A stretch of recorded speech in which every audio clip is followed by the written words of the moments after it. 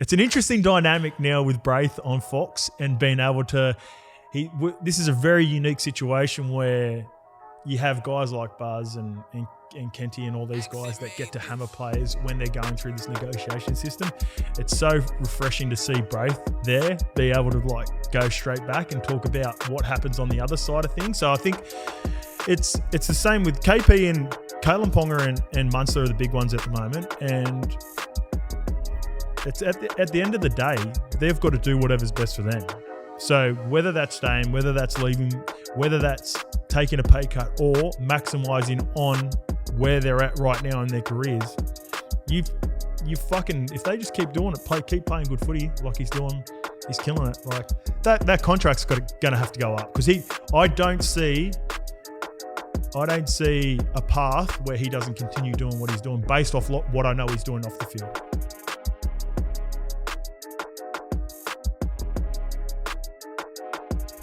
YKTR Sports Nation, welcome back to the greatest sports podcast this side of Mars. We are brought to you in the... this podcast is brought to you inside the Body Science Content Studio, joined as always by my guy Skipper Scope. What's up, baby? How you feeling? Feeling good? Good, Desi. It's not Desi. Ice. Yeah, good. Manly 13 plus. Shout out to Tom who dropped this off yesterday. He's one of the great guys. I was talking about it before. I could talk to him forever. Yeah, he's funny, man. It's just got it he's just well diverse, got a lot of opinions on a lot of things, and they're all fucking funny. Yeah, that's why their podcast goes so good, man. They're just good, easy going guys. They, like you said, guys you could talk to for fucking forever. That's why you can listen to them forever. So. All right, guys, before we get into this podcast, this is brought to you by Steady Freddy. Get 15% off with the code YKTR15 for a better fucking world. Boys, on the show, we speak about champions a lot and try to pick who comes first. But in the bedroom, champions don't come first. Steady Freddy is a doctor-formulated delay spray that helps... it's throwing me off. Delay spray that helps you last longer in bed. Nothing to be embarrassed about, but it happens to 1 in 3 guys. Take your game to the next level. Steady Freddy is here to help you go that extra distance. Yeah, I treated myself to a bit of Steady Freddy too, and I went for 2.5 minutes of the best. You doubled your time. Yeah, that's a PB. That's a PB for me. What's the longest you've ever gone? This is a trick question. All right. Nah, I'm one of those guys. If I get past the initial barrier of like wigging out and going too early, then I can get a rhythm and then I can go for a bit. So just like your playing career, eh? Getting a bit of the rhythm. Yeah, if I don't blow out in the first fucking couple of sets, then I'm good for an 80-minute game. Good on you. All right, guys, 3 of the best. First topic, we're going to be talking about Tigers on the board. Hastings gets it done. Obviously, we talked about it off air. He's a guy that's in the media a lot. Yep. He's played one game and he's come back and played a really good game. As a player, I'm a fan of Jackson Hastings. I think he's been great for the Tigers. I really enjoyed the game. We both enjoyed it. We were talking about it on there. But as you said off air, last year you would never seen a team that's coming last knock over one of the contenders. So yeah. What were your thoughts on the game? I loved the game. It was unreal. We've obviously talked about Jacko before in the past and, he's had his own issues as well. But just purely footy. I think I've seen it before. I've seen it firsthand when I was over in the Super League, what he did to Salford, similar sort of circumstance like we were talking about yesterday where that team that he went over to in Salford were down on a lot of confidence. They were, sort of floating around or not inside the 8. And he come over and completely changed that team. They ended up, I believe they went to a Super League, either a Challenge Cup final or a Super League final. Super League final. They did make the final. Yeah, they did get done in the final. Picked up Man of Steel over there as well. Footy, just purely on footy. He knows who he is as a player, by the looks of it. He knows who he is I think we've talked about it before, where sometimes going over to the Super League, back in the day, probably viewed as, you do that at the end of your career. But I think for halves these days, especially if halves where you're in that position where, a lot was expected of you early on in your career, you can really go over there and develop your game. Blake Green's the perfect example that comes to mind straight away. I know players that have gone over there, even during my time. I thought a guy like Jacob Miller, who had a fair bit of pressure coming under him in the Roosters Tigers system, he went over there, he sort of, worked on his craft. He probably should have come back about 3 or 4 years ago. He ended up staying at Wakey because he's on good coin, the only player at Wakey to get overs, apart from me. But I was there too, Scope. You got overs. We all got overs at Wakey. But it's unreal, mate. He's clearly their leader. He wants the ball in his hands when it matters, obviously, at the death. He wants to be in front of the camera, like that's good. Leading. That's a good thing. Yeah, that's what I mean. Like he wants to be the face of the Tigers, which is important because I think a lot of people will shy away for it at that team in past years because the results haven't been that great. Apart from probably Adam Dewey, who we seen in Tiger Town last year. I forgot he's still got to come back as well. So you got Adam Dewey coming back. Stefano Utoikamano, who I've got a massive rap on. All of a sudden, the Tigers go from a team where it's like before this week picking up the spoon, fucking a lock for the spoon in my mind last week, and now I look at him and I go, some nice pieces coming back. Isaiah Papali'i was the best for Parramatta. He's going there next year. Api Carousel for me is still one of the most underrated players in the competition because he's at Penrith with so many stars. Tigers team's looking all right, man. Tigers team's looking pretty nice, especially if you've got a guy like Jacko who's going to run the team, and everyone's feeding and buying into his energy. Takes a lot of pressure off Luke Brooks. All of a sudden in fucking 7 days, Tigers, there's a bit of a better outlook on the team. Yeah, I think certain players like to live and die by the sword, and they want and to be fair, he probably could have set that drop kick up a little bit earlier, but I heard him explain it in the post-match interview where they were trying to set up the double one where Madden wasn't set up for that, and it helps when you're a left footer as well. But even if they set up the 1-2 back to Luke Brooks, it would have been interesting if Luke Brooks wanted to take the shot. Yeah. That's a different question, isn't it, altogether? I thought Luke Brooks was great. I've always rated Luke Brooks as a half, and probably better a 5'8" now. And do you think he's a better 5'8" than 7?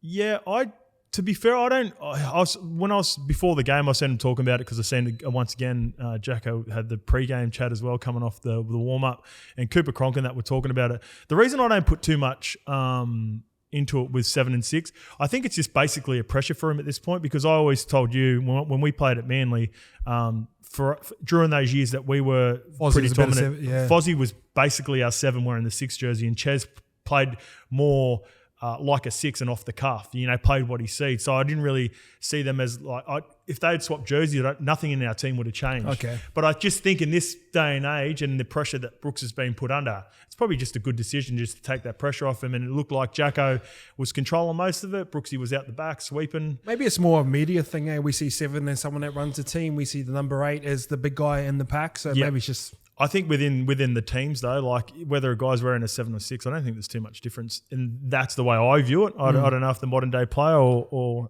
how they view it based on the situation, but it worked. So good on him. I'm going to dig a little deeper here. What was your thoughts on the post-match interview? Yeah, good. Yeah, good. He says all the right things. He says all the right things. To be fair, like I didn't mind it. Yeah. He's going to take over.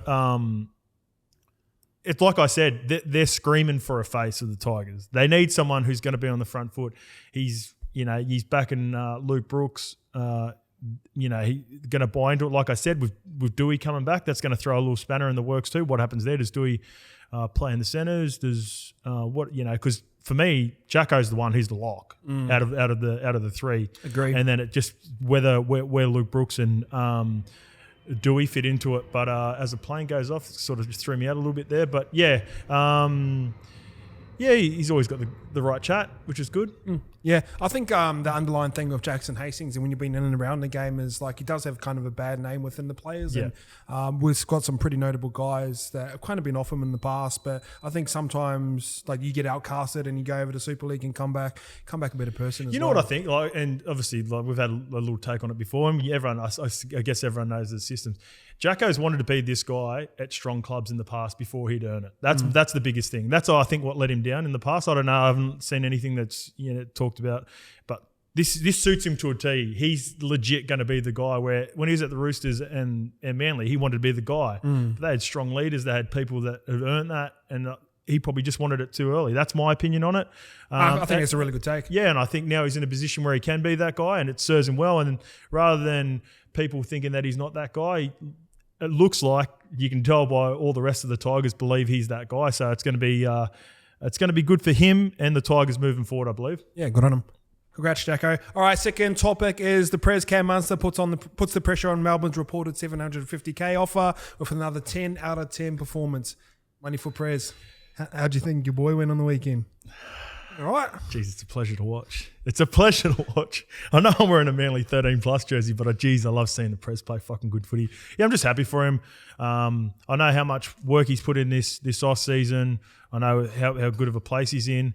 It's interesting to see. It's an interesting dynamic now with Braith on Fox and being able to.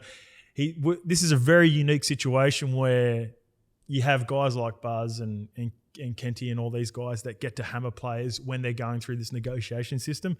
It's so refreshing to see Braith there be able to like go straight back and talk about what happens on the other side of things. So I think it's the same with KP and Kalen Ponga and Munster are the big ones at the moment. And it's at the end of the day, they've got to do whatever's best for them.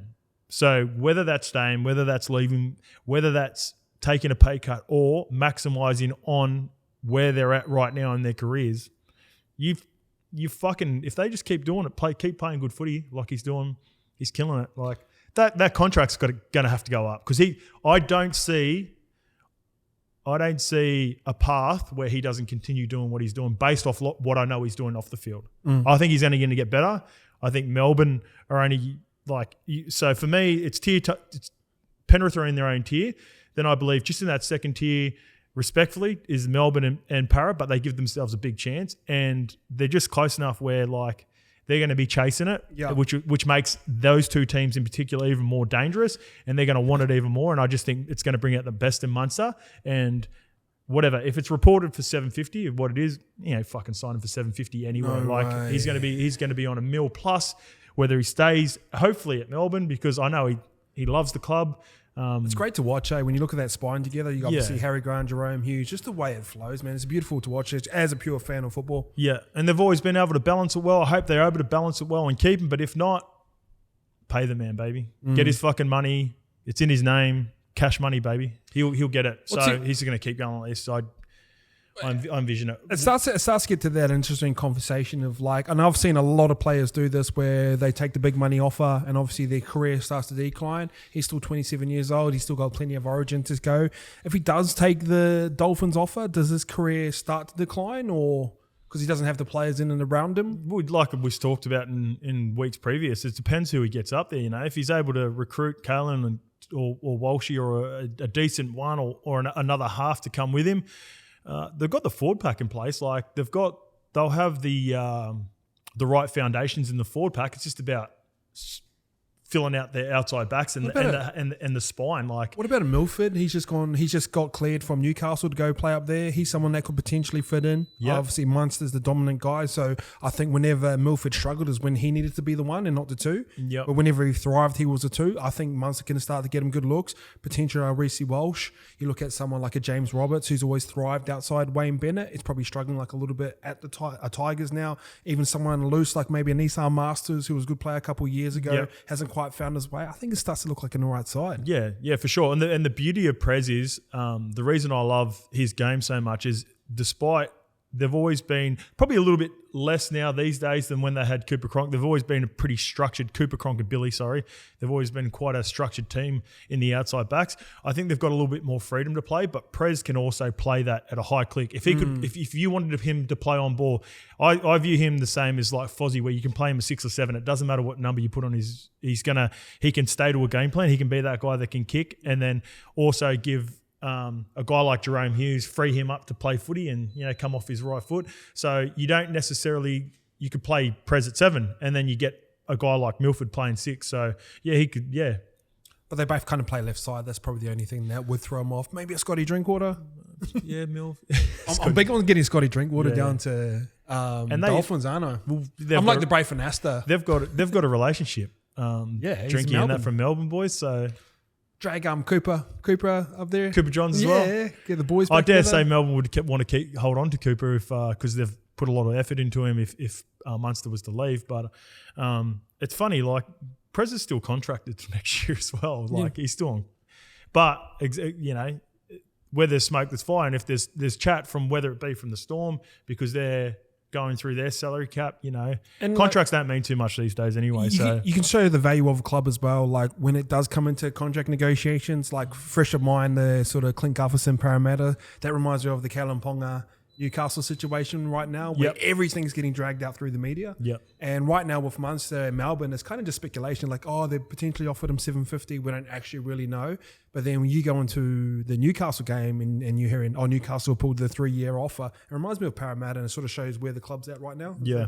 So what do you think where's Caelan's head at right now? I think Gus brought up a good point. I think more often than not, and we're probably buying into it a little bit as well. It's more like we're more reactive, but like I think some of the bigger media outlets, they're more, what's the word? Push the agenda. Yeah, they're pushing the agenda more than what it really is. Ice, you've been through negotiations. Yeah, we haven't been $1 million players, but sometimes you'll speak to your manager and even though you're off contract and you're actually chatting to teams, well, there's a period where despite my playing ability, I was a hot commodity coming out of 2010. I had a really good season, like a breakout season in 2010. And even though I had a few teams chasing me, I didn't probably chat for maybe a 2-week period at a time where my management would come back to me and go, all right, we've got this offer, so forth. We might have 2 or 3 clubs.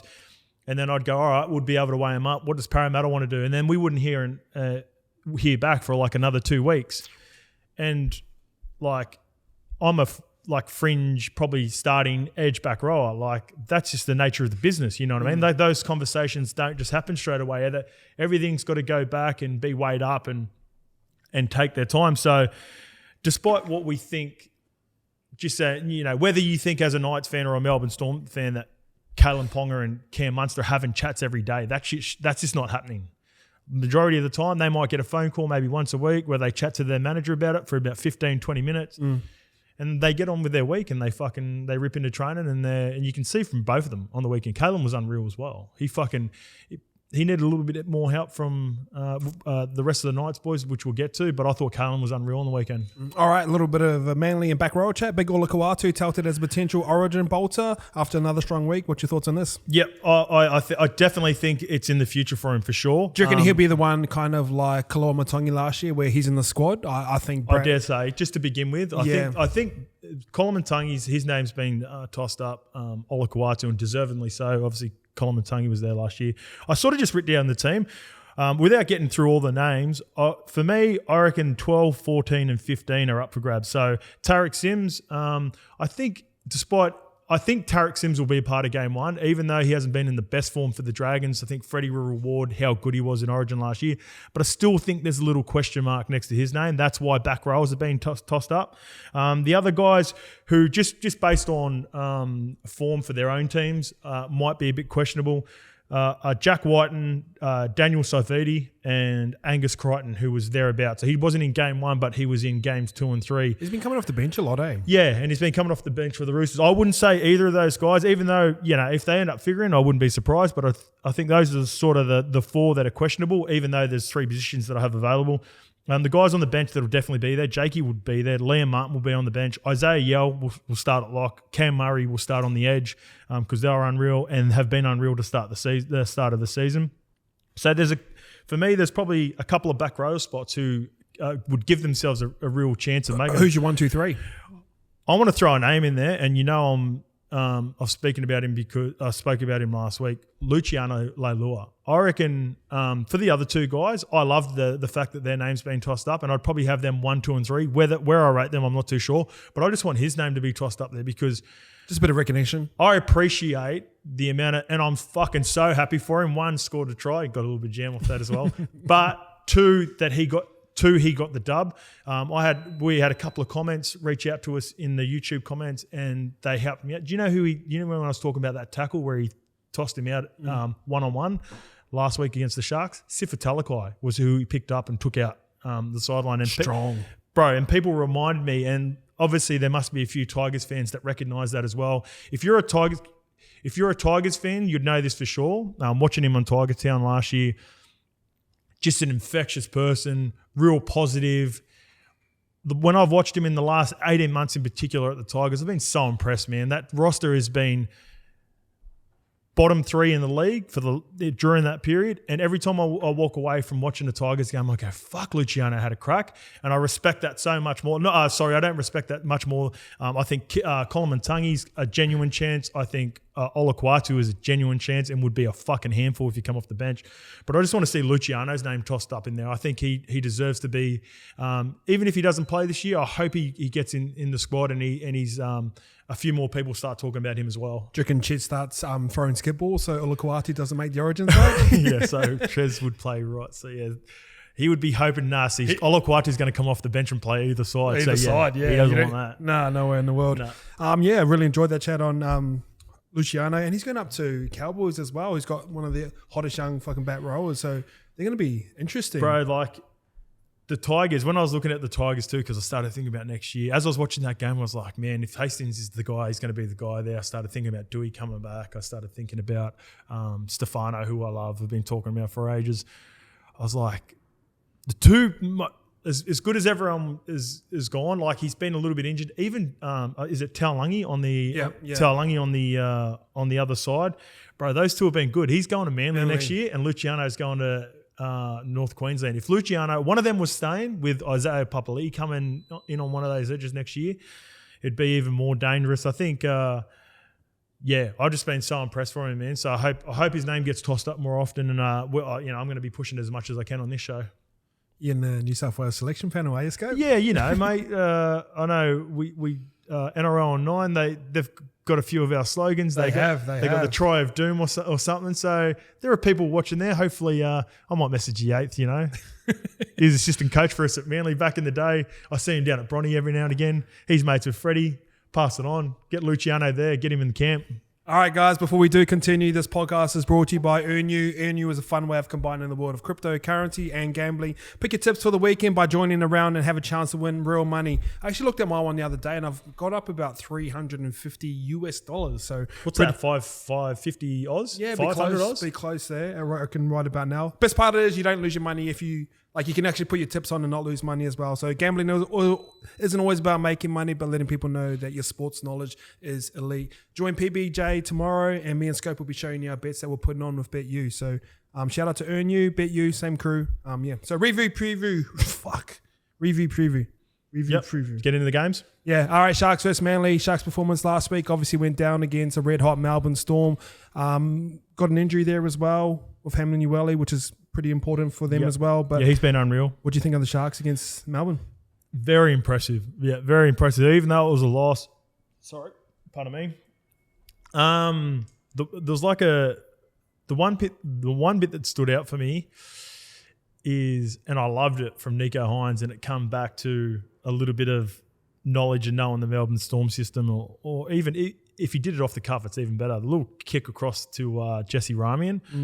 I don't think you can, as much as that's the Sharks style of footy, I don't think you can go set to set with Melbourne. And I think teams like Parramatta in the last couple of years who have sort of chanced their arm just a little bit, obviously you want to get into the, build yourself into a game early, but like Parramatta and Penrith in particular stand out for me. Is as much as they're really good teams in staying in the wrestle, they also chanced their arm at the right time. And I thought Nico did that to get them back in the game. Once they lost Finucane, I thought it was going to be a real uphill battle because I don't think he just stiffens them up so much. And there would be a lot of belief. You could see that there's a lot of belief in other guys that were starting to me, guys like Bopper, Andrew Fafita, who just not that guy anymore. They're that 1B now. Bopper comes off the bench and he can have an impact, but he had to play big minutes. Hamlin Uele, they're bigger boys, they had to play bigger minutes because Dale's going to play 80, especially in a game like that. I know Dale comes off the field sometimes in other games, but not for long. He wouldn't have come off the field in this game. There's no way you would have been able to drag him off. So they would expect the big minutes out of him, and I think that put a real dent on him.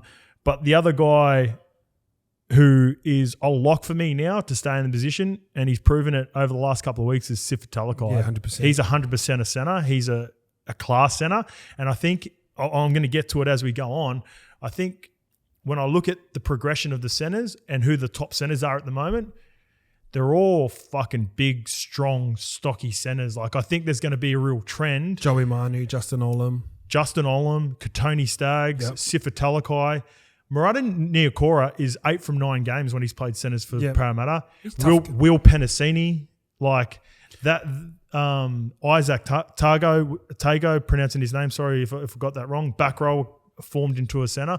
I think there's going to be a real push for coaches to look towards, because defensively in this day and age, the teams are getting coached a lot better out in the centres, and it's pretty much a copycat league. So if you've got the right principles in place, you're not really like, I've been waiting for Siffer to get his pants pulled down and get caught out of position. He makes the right reads. He's strong one-on-ones. He makes his tackles.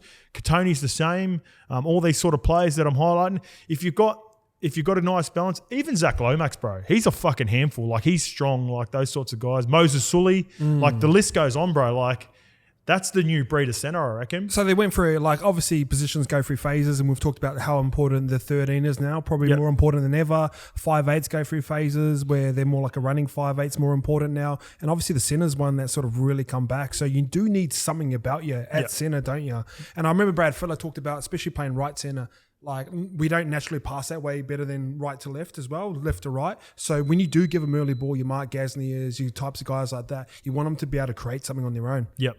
And you brought up the point last year with the way that the game's trending now, where you need an outside back, right, where you can just let him rip, like you're saying. In this day and age, because it's a little bit quicker and you give it to him, basically it's a one-on-one. And if you can get a one-on-one 10 metres out, just on try. Sifa Talakai, winger shits himself, tip on, try. Like, that's the way the game's trending. If you give it to him 10 metres out, one-on-one, respectfully to some of the guys that are out there, even fucking, the list goes on, bro. Jesse Romian, all these guys I think about, they're all just fucking big, strong centres now. Yeah, and like obviously besides Tommy and Latrell, who'd still be the elite centres if they played in that position, none of them are that big, are they? No. Oh, Joey's pretty big. He's 6'3". Yeah, Joey's, Joey's like, they're the, apart from Joey, he's probably the outlier who's just like the ideal, like perfect centre.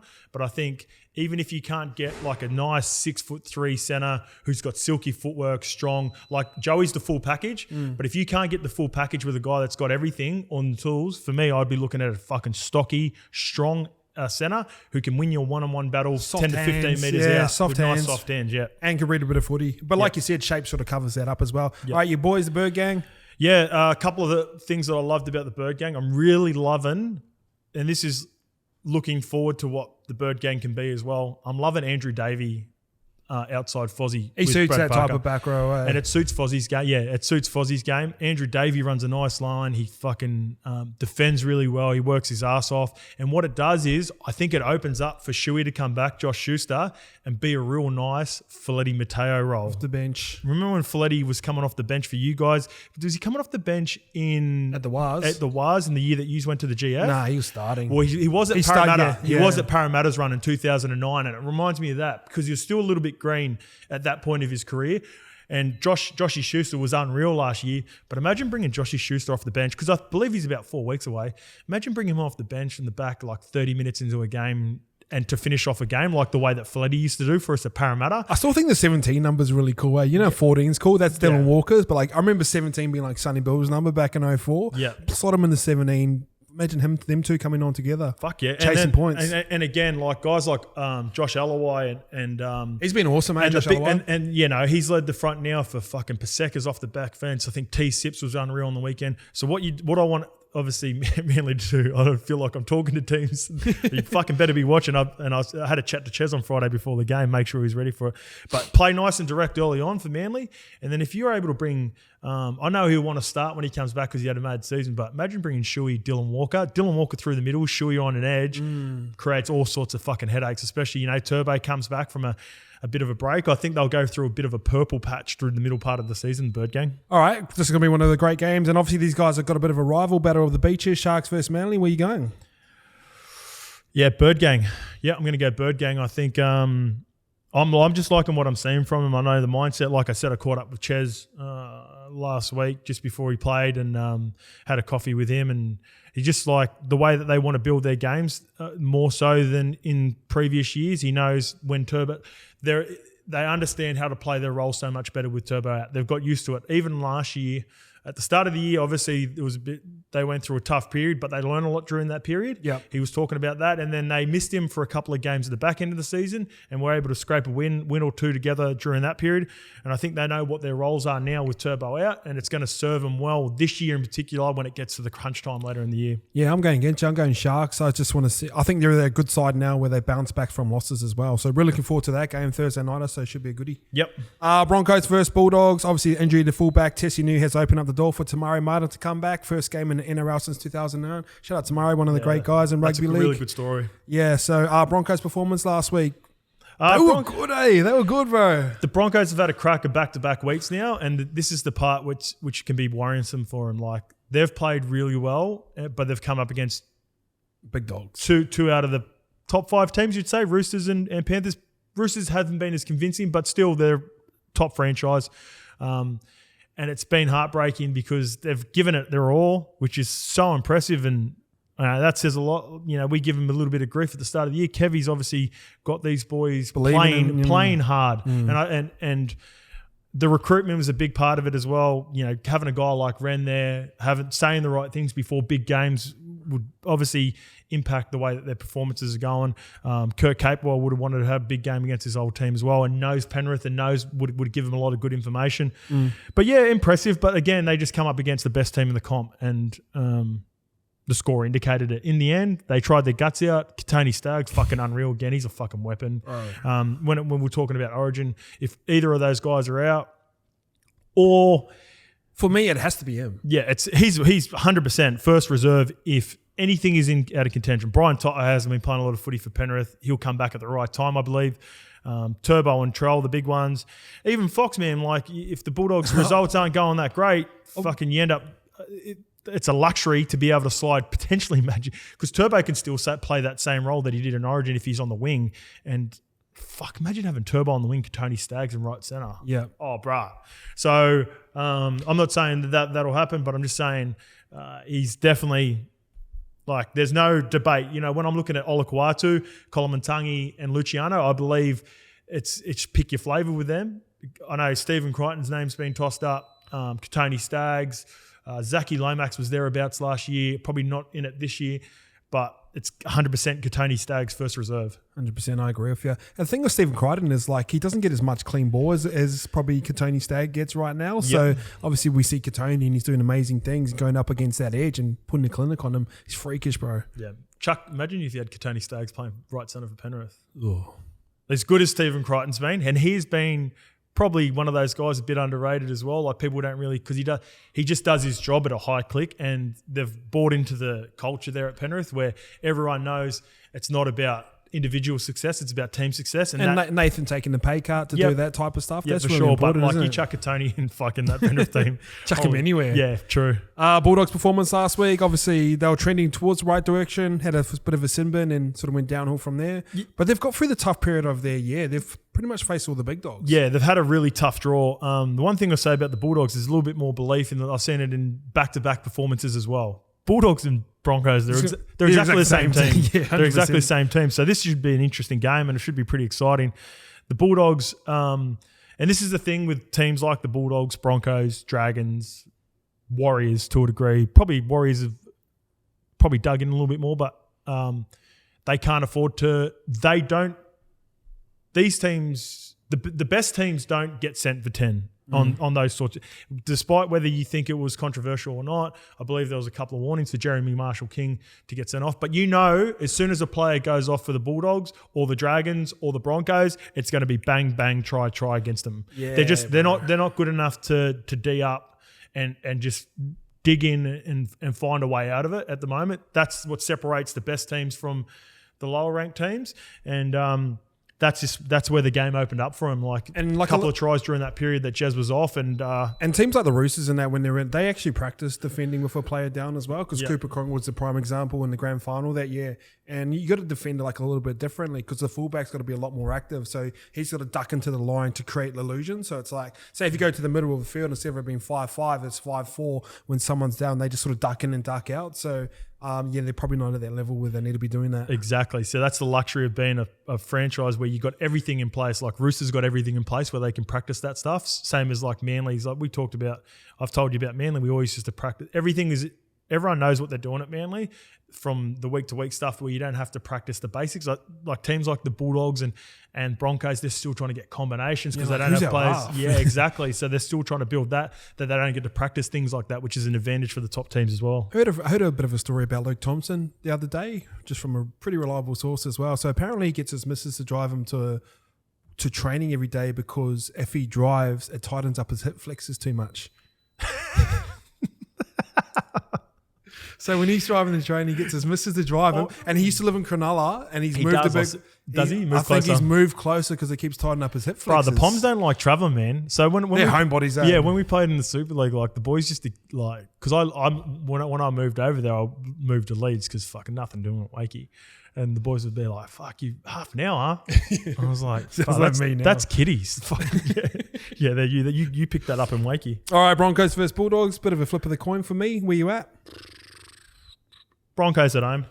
Ooh, I like that. All right, Cowboys versus Titans. Cowboys, I think, like we've been super critical, not super critical, a little bit critical of Todd Payton when he comes through. I think anything great when you're trying to comes on the other side of resistance. So he's been there for a year and a half. He's been working. It's like working out. Like when you start going for a run, it gets a little bit harder. Then you get to the other side. You start lifting weights. You get to the other side. I think the Cowboys are starting to get to the other side of that now. And they're starting to get believers. And you look at your best players, Tomalolo's turning up, Valentine Holmes turning up. The guys who are on big money are turning up. And that's a sign you've got the locker room with you. Yeah, I agree. I wrote down, like as I was watching the pre-match game, I decided I was going Cowboys in the pre-match game because Sticky is erratic, and when I hear Todd Payton talk, I always enjoy what he says. So do I. He's very direct with what he says. It's not he doesn't have to talk about anyone else. He just talks about the mindset and what they need to do and the performances that they need to put in, and he's never too high on anyone, never too low on anyone. Every time I see him talk, I'm even more impressed. He's one of the coaches that I always want to wait and then watch the post-game match interview chats as well. And I think because the reason I do is because I watch the performances of the Cowboys. By no means do they have a roster that's worthy of top 8, but they are, I believe, in the top 8. I think I could be wrong. They'll be thereabouts. They'll be thereabouts. They're in the mix. But they've got a bottom 2 to 3 roster, in my opinion. They've got players that are playing, like you said, they're getting the most out of Jason Tomalolo this year. He's playing unreal. He's leading because he's one of their highest paid. Val has been unreal this year. Been really impressed. Really nice purchase in getting a guy like Parra up there, who I love. Chad Townsend's been really good. Yeah, Chad and Dearden have been really surprising for me. I didn't think them two were going to be able to coexist the way that they have been. Guy like Drinky's been able to fit into the system where I thought, ooh, when I first happened, even though I was excited to see Drinky, I was like, how's this going to work? Because Drinky obviously wants to be the 6th there, and he probably would have re-signed thinking, this is going to be my role.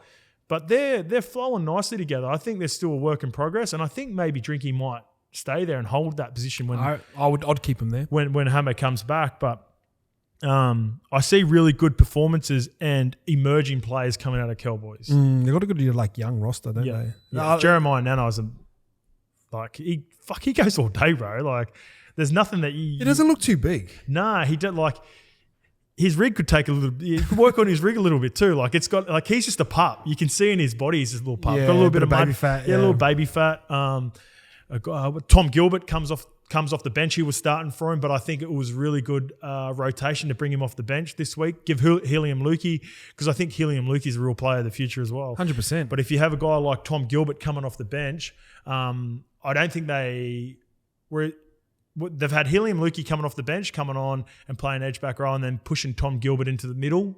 I think having Tom Gilbert nice and fresh to come off and play in the middle served him really well, because obviously they made a run against the Raiders this time around. So they're a hard read, the Cowboys, like trying to figure out. I reckon they turn up most weeks. Yeah, they're going to turn up, but it's hard to put money on them because of their roster. You know what I mean? Like, if you look at it like that, or hard to like they're going against the Titans. For me, they're playing way better than the Titans, but the Titans have got way more talent, more ceiling. So where do you go on this game? Like it's confusing. Once again, I think it'll be fun to watch. I know why Joe Morai's got the puppy fat. Look at his centre. Yeah, better Hickey just dragging him out to lunch every day. Yeah, we used to get together in the left edge meetings, and Pet would be a part of that too because he was like a fringe outside back during that time, and I would bring Pet along. And boys would be going and getting a bit of sushi. He'd be working in the chicken katsu and that.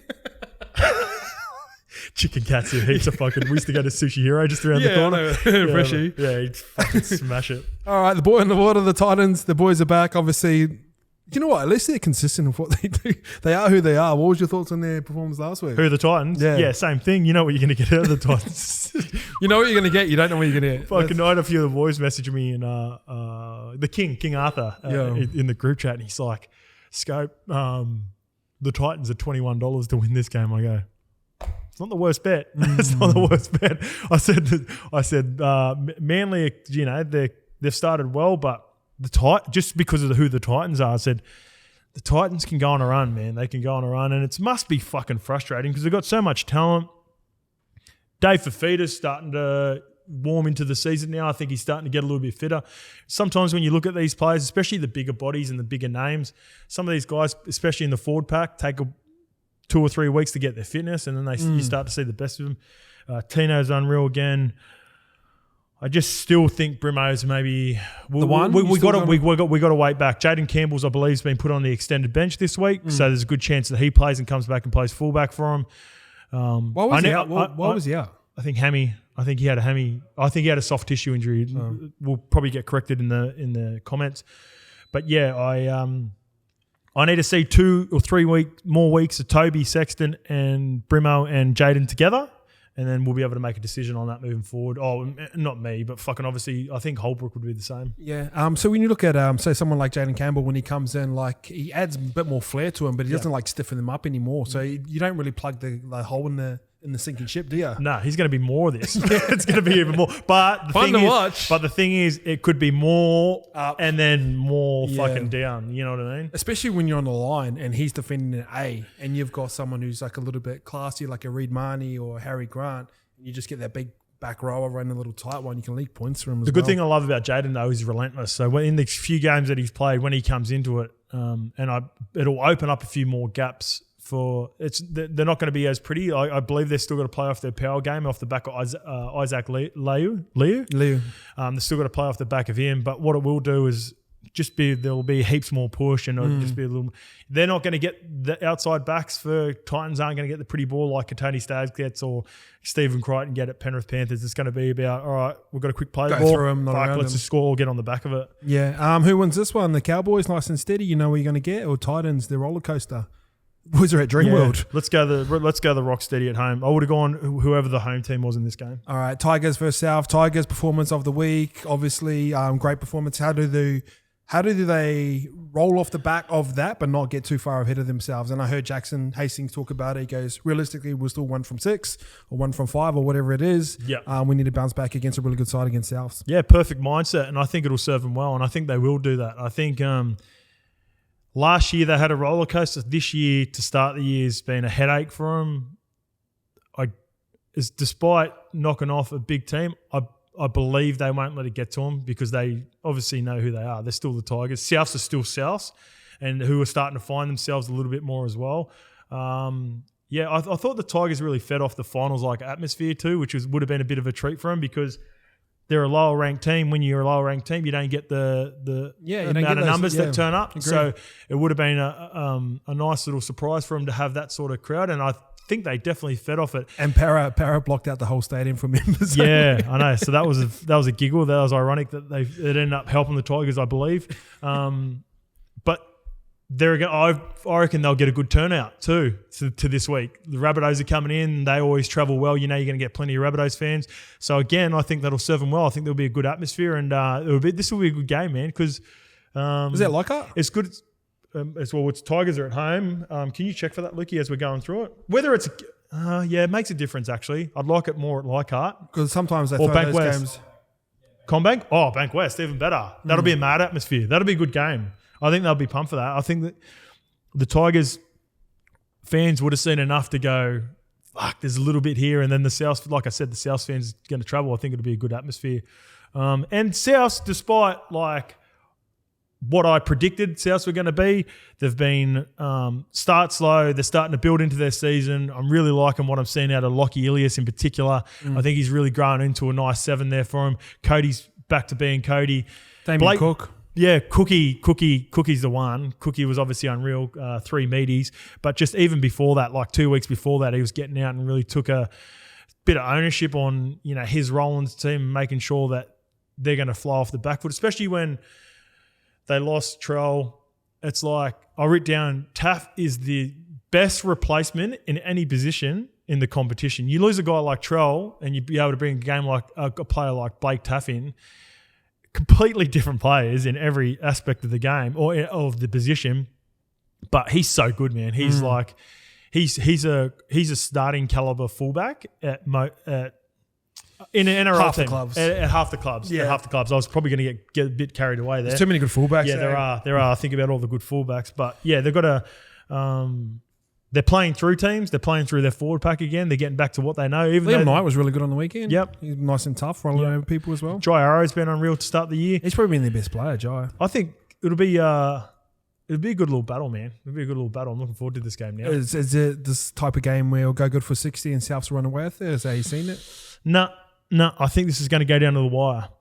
I have a good feeling about the Tigers not getting too carried away, and learning from going through that as a poor team last week. I think they'll feed off that, and it will serve them well in this game. It'd be great whether they win or not. I don't think they probably win. They're not winning. Oh, who knows? Yeah. Obviously, when we've been in these situations, going into training off a win is so much more fun. Yeah. So they would have had a tough 4, 5, 6 weeks. You start looking around the locker room, start blaming people. When you start winning, everyone becomes friends again. Yeah. A few more blokes rock up the coffees and stuff like that. So probably doesn't. That little stuff matters. All right, Knights versus Eels. Knights game last week against the Dragons. I thought they were actually all right. Yeah, got done late from the Dragons, who were probably desperate to win. What were your thoughts on the Knights last week? KP putting on a bit of a not clinic, but stepping up. I read the Knights are just in grey area, man. Just don't know who they are, or nah, they're just like they're where they are. They're where they are going to be, and this is why I was a little bit concerned about the Knights being a team that dropped out of the top 8 this year. They're not going to be the worst team in the comp, and their roster is not a bottom 4 roster, but it's a 12 to 8 roster. And even if they sneak into the 8, they're not going to do anything. So it's one of those. It's even tougher because like. Sometimes even if you're a Tigers and you've been down the bottom and you got young guys that are coming through, Cowboys as well, where you can see there are guys coming through.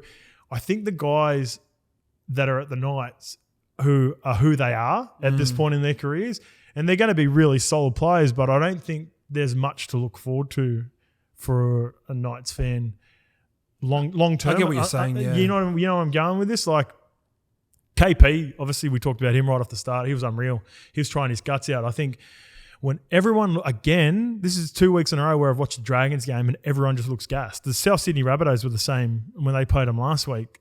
Bit of an arm wrestle to begin the game, and then everyone just looked like they're out on their feet, especially on like 4th and 5th tackle where some really enterprising footy got played, but it wasn't because it was fucking outstanding play. It was just because both teams were gassed on the 4th or 5th tackle. Try to get out, put kick pressure on, drop it underneath, a kick goes up, second bounce, bang, goes past, fucking Dank guy ends up scoring. There was just efforts like that where you could see. But the one person who just stood out for me and was everywhere all the time was KP was trying his guts out. Even right at the end, he would have liked his time back. Young Phoenix Crossland come in and filled in for Clune. Puts a kick up to the left edge for, was Eddie Lee playing left wing for him? KP wanted the ball. And I fucking love that. I love that a bit like, as much as I'm not bagging Phoenix Crossland here too, because Phoenix Crossland's, there's his first game where he started as half and he wants to, imprint himself on the game. But KP got his hands up and he wanted his hands on the ball. And even if he wasn't, he missed a couple of passes too before that. He threw a one to Bradman Best where Bradman sort of just whiffed on it as well. Like, I'm not too sure. He wasn't, I think he was caught in not sure whether it was going to go to Eddie or just Tuala on the left. No, Tuala's on the left. No. Eddie's on the right. I know what pass you're talking about because Eddie had to sort of go low and scoop it. Whoever it was on the wing. Eddie's right. Yeah. Okay. Yeah. So anyway, but KP still wanted the ball, and he wanted the ball when Phoenix put that kick in, and then anything that was like half break, or KP would even look to go down a short side, have a little jink, stop, get into a tackle, and he's got one arm free every time. Like he wanted that game bad, man. So, yeah, that's where I sort of see the Knights moving forward, though. Low ceiling. Yeah, low ceiling. Yeah, low ceiling. The old dingy little nightclub back in the day. Grey area, man. Grey Eels obviously didn't want to lose that game, but did. Yeah, what was your thoughts on them last week? They just fell into the Tigers' trap, and it fucking finally got a team. And I hope, people got to learn, man. Like, give the Tigers a lot of credit, because in the past couple of weeks, the Tigers have presented stuff like defensively. Still, Parramatta were dominant with the ball. They just couldn't finish it off. They'd see the term that we use, ice, when playing footy, is triangles. What we mean by that is when someone shoots out of the line or a little bit further up, it creates a triangle in a defence where you can pick apart with a little short pass or get through the gap, and there's a nice little offload in behind the line. There's heaps of that when you played the Tigers, and it was too much again for Parramatta. I think they really missed Junior Paulo, who's straightened them up to start this season. When Junior's out, Nathan Brown was okay, but still he gets a little bit sideways when Junior's not out there. I think Junior really straightens him up. I thought Nathan Brown was like good. Like he goes straight, but then the 1-2 punch, It's not much, man. It's not much that that's missing, but like there's just still a couple where Oregon, Kafusi and guys like that have still got to take it, but I'd prefer Nathan when Junior's out. Yeah. I think he needs to take that leadership role where Junior's out, who's that extra guy that's going to get forward, just get forward a little bit more, because you don't need to strip him with that tip on when you play the Tigers. You can get Tigers with a quick play of the ball and going again. Just the way that they fucking punched through with Isaiah Papali'i when he went over. Like, there's nothing pretty about what he did. Give him the ball, one-on-one, get him on the right player, and he'll go over. So I'm not too worried about the Parra, though. No, I think they just got caught up in the atmosphere. There was the perfect storm of where they were a little bit off, trying to win it pretty, and Tigers, they played their grand final. All right, Knights versus Eels. Who gets it done? Eels.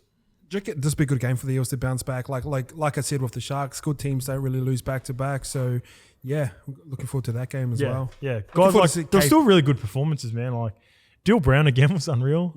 Yeah, Gutho's everywhere. I love the theatre as well, by the way, just before we move off it. Dane Laurie versus Gutho. I tagged them both on Instagram. Gutho messaged me straight after the game. He must have gone and checked it. He must have been in his phone, seeing who was talking about him, but he goes, bro, I was cacking it. And I said, fuck, I love that energy from him. He goes, yeah, bro, it's best. Like, that's what was a part of the game, underrated part of the game that I enjoyed. I seen Roasty. I think Roasty put up a shot of Gutho talking shit to Dane Laurie last year. Love that. Yeah, there are certain, if there's a good rivalry building between them, he's the young buck, he's the rook, he's trying to get Gutho. I love all that side of it. So, and both players, I believe, were on the same page with the respect that they got for each other. All right, Panthers versus Raiders, big shake-up. Rapana to fullback, CNK to the bench, and Savage onto the wing as well. So I really love Jordan Rapana going into that. We'll touch on the Panthers' performance first. Nathan Cleary, obviously doing his thing, re-signed. Obviously big week for the club. Yeah. Bro, when did they lose? Bro, they're levels. I wrote down fucking just levels above. It's distant second now for me. They don't fall into the Parramatta trap against the West Tigers where they sort of play that little, like you get stuck in an arm wrestle. They get stuck in it for about 5 minutes sometimes. Yeah. And then Nathan, Isaiah figure it out and go, nah, fuck, stop fucking around. Let's kick to a corner. Jerome's the same. Jerome will go, despite how, and he's, fuck bro, I can talk about these guys glaringly for days, some of the guys that are underrated. But the part I love about Jerome in particular is even though he's sort of seen as, because he's so, it looks erratic that he's bouncing around, dropping people underneath, throwing these nice little block plays where kick-outs are at the back. Part I love about Jerome is when he gets on kick chase. Like Nathan, he understands a game where, like I said, they've got no egos at all in that team. Everyone's happy to play their role. And then if it's not happening where Jerome doesn't have to score a try as well or set up a try to affect the game, he knows that. You think about the first game against Manly to start the season.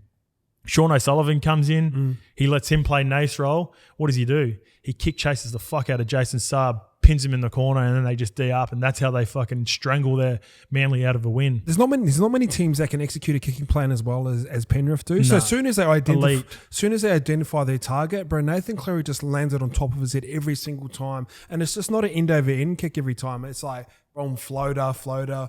Like he's legit kicked people out of games. Like Josh Mansell comes to mind. Like he knew that Josh is a little bit shaky underneath a high ball. Yeah, bro. End up doing his medial from that. Just bombed them out the game, and the boys are just landing on them. They're perfect at it as well. One stat that Ivan used to measure, I don't know if he does it anymore, I'm sure he still would, is like if your half kicks are the 7-6-1, so you're like a 3 together, you're going to make that first tackle and second tackle.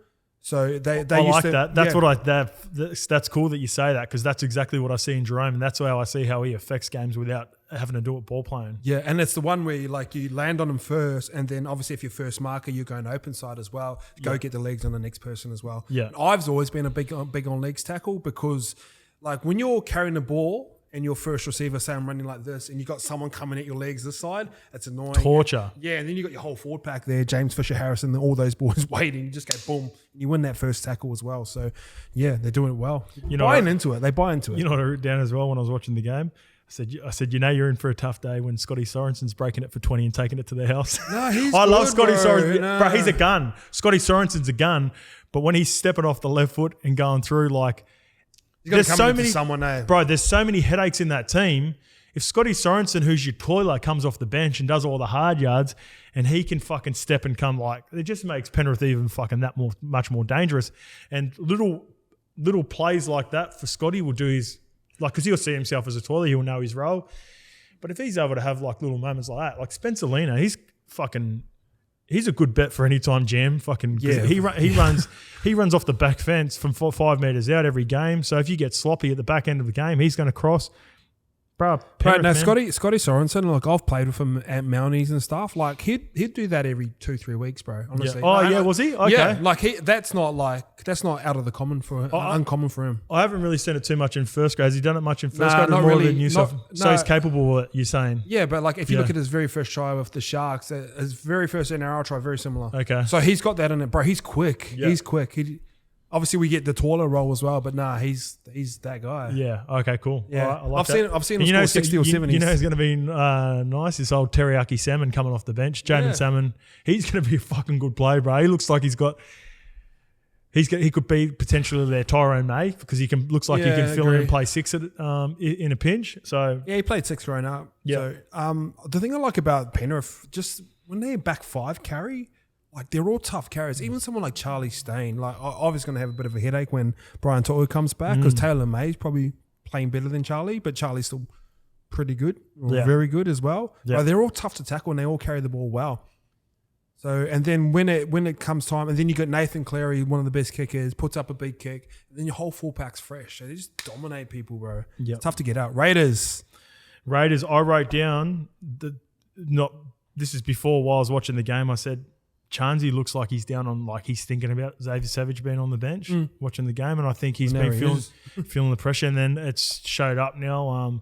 I feel sorry for him, because I believe he's a high quality NRL player, and he hasn't handled the pressure of Xavier being there, and Xavier being talked about potentially taking his position maybe long term.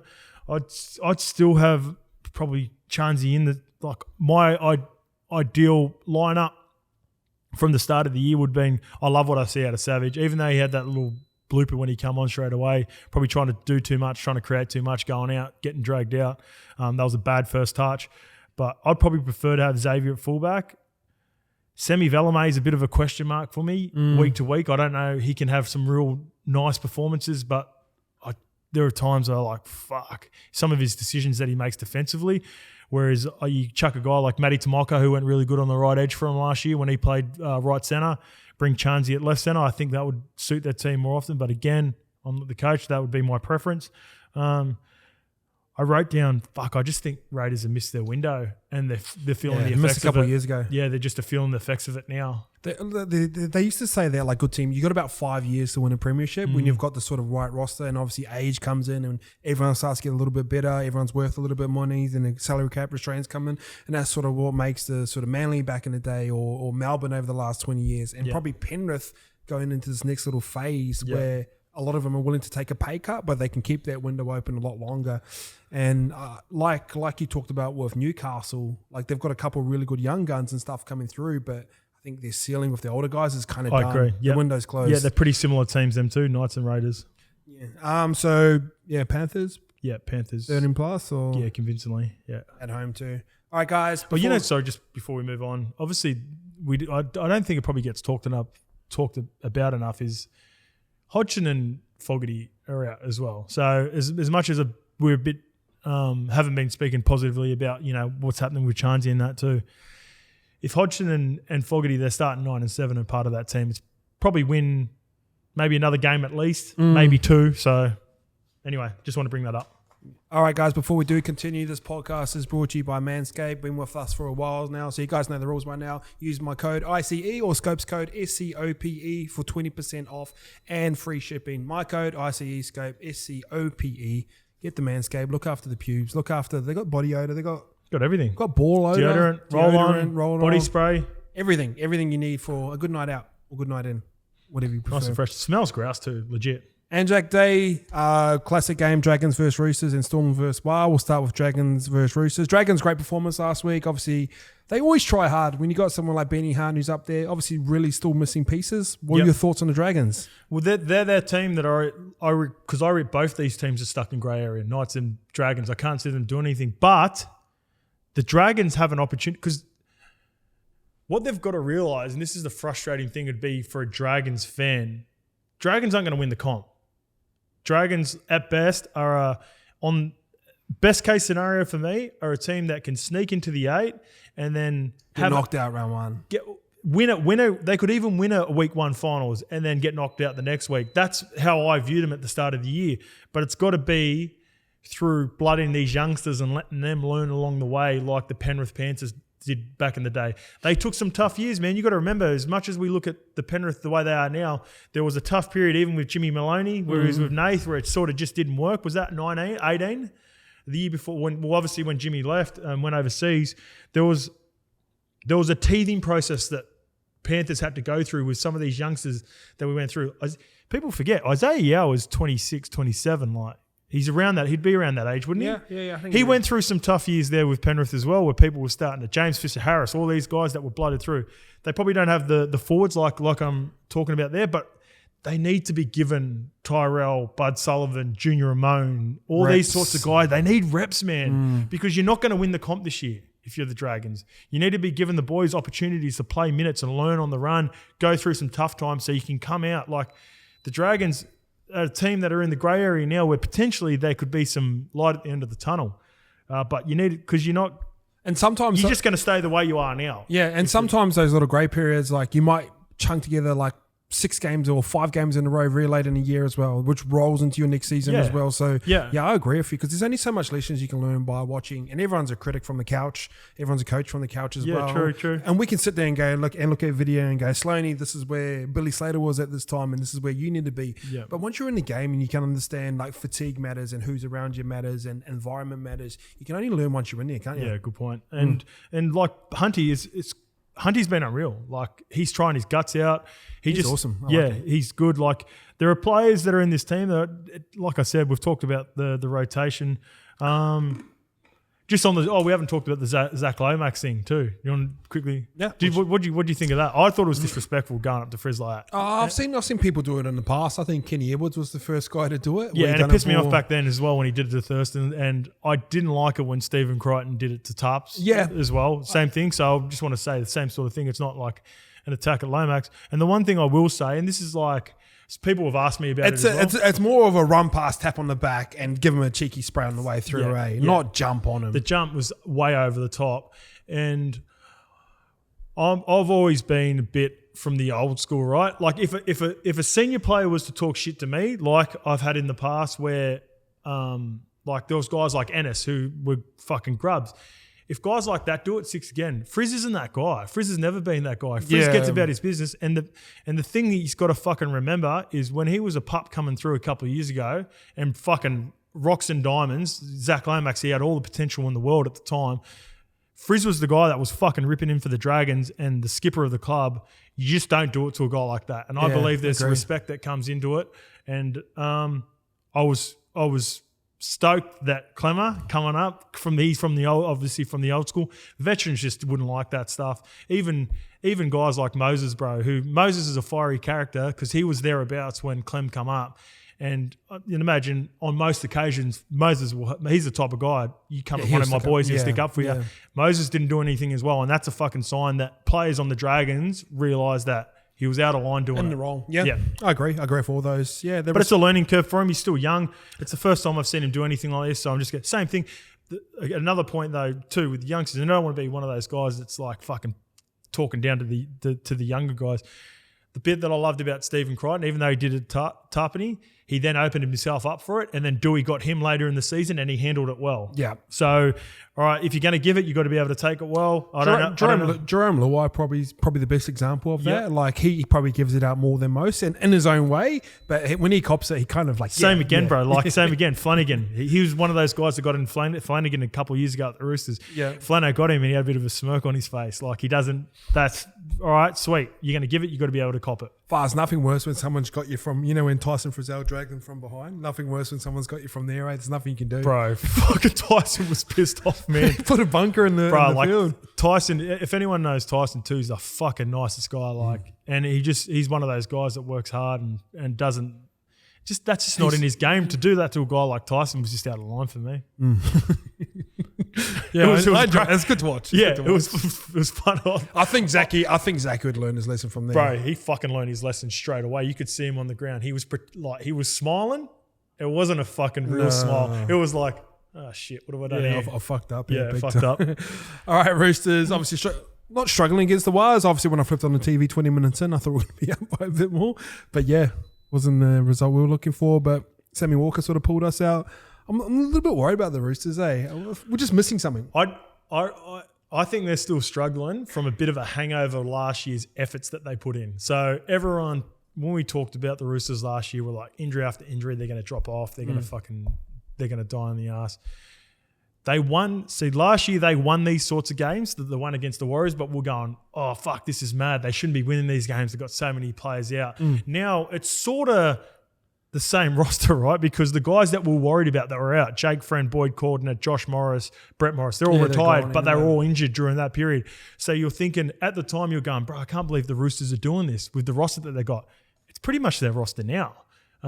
So when I'm looking at this team now, maybe this is just who the Roosters are. They're probably missing a star now, a star or two. They've had a lot of senior players, a lot of games retire.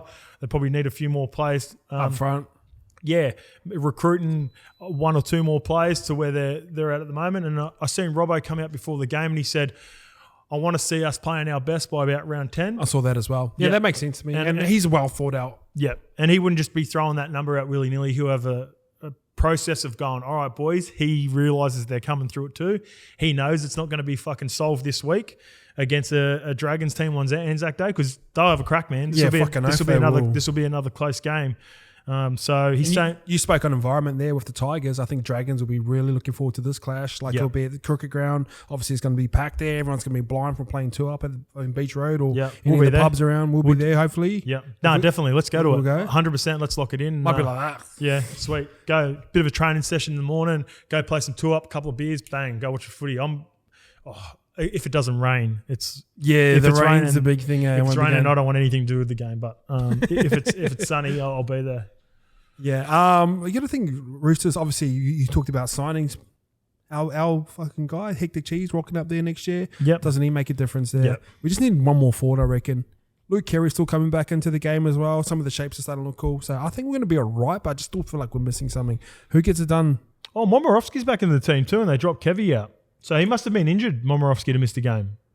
Yeah. Surprising. I thought Kevy's been good. Yeah, I like Kevy there. I'd prefer Kevy over Momirovski, but I suppose when they're looking at Momirovski at his age right now. Yeah, Kevy's 33. He's probably more of a long-term option, and they would have brought Kevy in to be that filling guy. That hasn't really stopped Robbo in the past. He's put some older blokes there as well. Yeah, true. So I think Momirovski's got a couple more weeks to really prove it. see how we go from there. Got to take the Chooks in a close one because I think Chooks close too. I can see Dragons losing it rather than Roosters winning it. Yeah, fair call. Storm versus Wars, last game of the round, Anzac game. Warriors usually always go right against the Storm, but Storm last week, obviously the back of Munster, flying. The Bromwich brothers returns from little stint as well. So what were your thoughts on them last week? Justin Olam, the better the competition or the more question marks there are on the Storm of how they're going to perform, historically plays his best footy, man.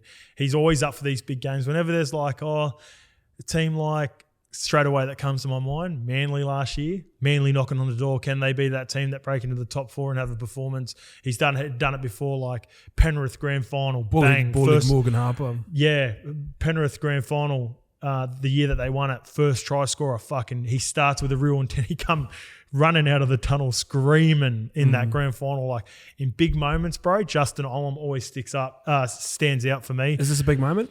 Probably not against the Warriors. It's probably not going to see it. Like I'm not too sure, but he'll still be solid. Anzac Day is a big occasion, so I dare say that'll mean a lot to the boys. And then I know Melbourne don't take that for granted that they get to play on Anzac Day. I know it means a lot to them, so it'll be a big game. But I'm just talking about more on that in the opposition that brings out the best in him.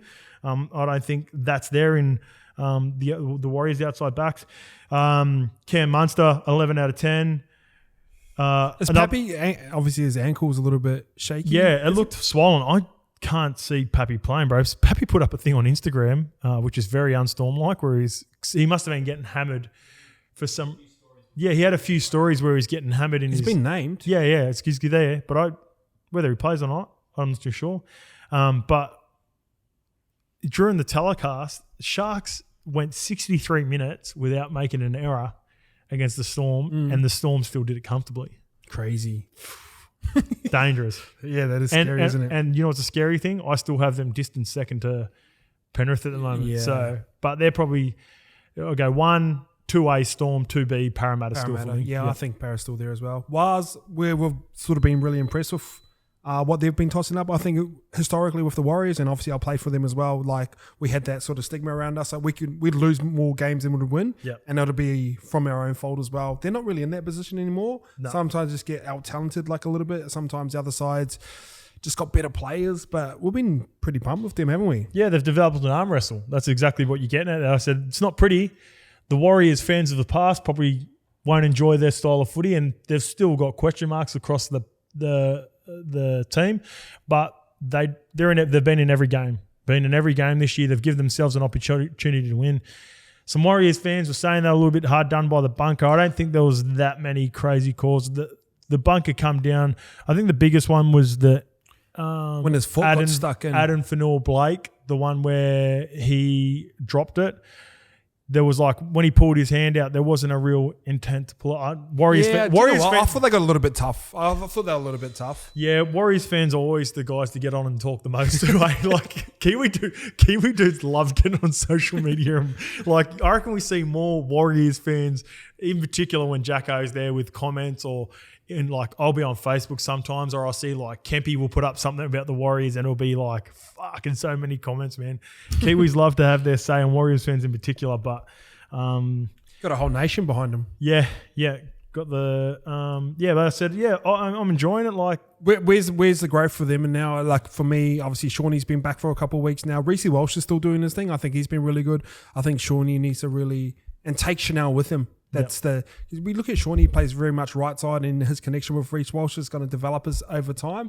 It's how do we piece all those guys together for me? Wade Egan, Sean Johnson, Chanel, and then Reece Walsh as well. It's how do they start working as a unison? Yeah. Someone like Sharkies are the perfect example where everyone gets a touch of the ball and they're always sort of flowing like that, where I feel like with the Warriors at the moment, it's you have a go, then swing it back, and then I'll have a go. Yeah. It kind of feels like that at the moment. Yeah, I think that just it's going to come with time from them because they probably haven't been able to get the reps in with Reece missing the first game, and then Shawnee missing a couple of weeks. Chanel Harris-Tavita's been impressive for me this year. Agree. And he's still trying to find a big call. Adam's probably, for me, Fisher Harris. Payne Haas. There's Payne, Fisher Harris, and Adam Fanua-Blake are the best props in the game right now. And they're easy. It's whoever you prefer. Adam. I'd pick Adam right now. I think his carry's just so much better than all those boys, bro. As good as Fisher Harris would be, it's between Haas and Adam for me as well. Yeah, like Haas gets It'd through be a bigger. tough one. I feel like Adam's carries probably like. Bro, because he steps. Bro, he is making 30-meter line breaks. Off the top of my head, I can remember 4 this year. And one off the fucking kickoff. Do you know what? If I was to get a franchise and like I'd pick Payne Haas over a longer period of time, but right now it's Adam for me. Yeah. Yeah. Pass and he the knows ball. who he is, man, too. You can see I've enjoyed him taking on the skipper role. Yeah. He's come a long way, man, because I've known Adam. He was with my family when he's a fucking tearaway, man. Like when he was a kid, Maddo boy, getting into all sorts of trouble. The respect and the way he talks, because I watch little things like this when I know guys on a level like that.